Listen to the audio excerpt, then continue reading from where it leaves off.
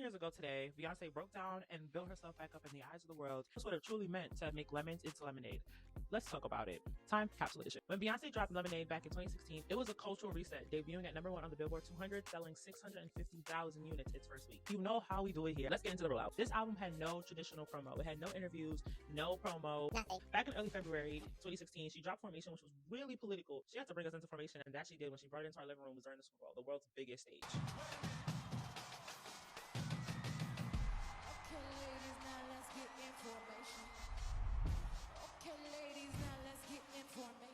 We're talking militant visuals, we're talking Black Panther, and then just like that, she disappeared. Christina's gone. Then she dropped this visual album, marketed it as a visual experience, and it dropped on HBO. And as soon as it dropped on HBO, the Lemonade album dropped exclusively on Tidal, helping to gain 1.2 million subscribers to the platform overnight. The album had 13 songs, all about 50 minutes. Sonically, she moved through soft R&B, rock, country, even folk, really using genre as an emotion and not just a sound. Honestly, when you really think about it, she was preparing us for the 3 acts since back then. You're able to really walk into her world in such an immersive way. She walked us through what it was to be in her relationship, from the intuition to the denial to the apathy to the forgiveness to the redemption. 3 top songs that I felt like the emotion was really raw and you really felt it. When she opens up with Pray You Catch Me, it sounded like a whisper, like it was such a soft, melodic type of song. Pray you catch me.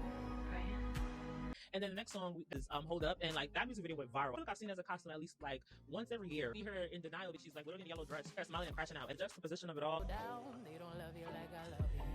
Then with Sorry, it really represented apathy. You really see the emotional detachment. You see the black and white.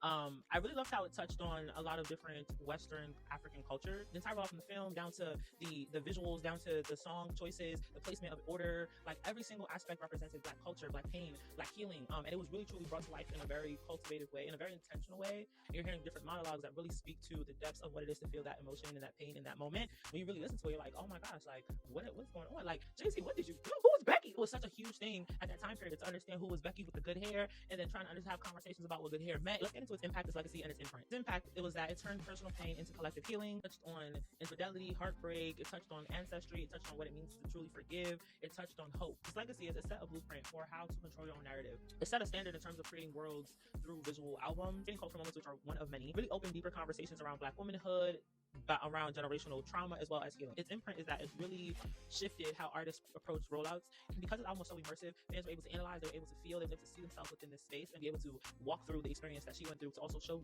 her audience, to show her fans, to show other women out there, to empower them to feel as if they're not alone. It served as a warning, a love letter, a mirror, a blueprint. And even with re-immersing myself into it now, I'm still unpacking it. Beyonce! Okay, girl.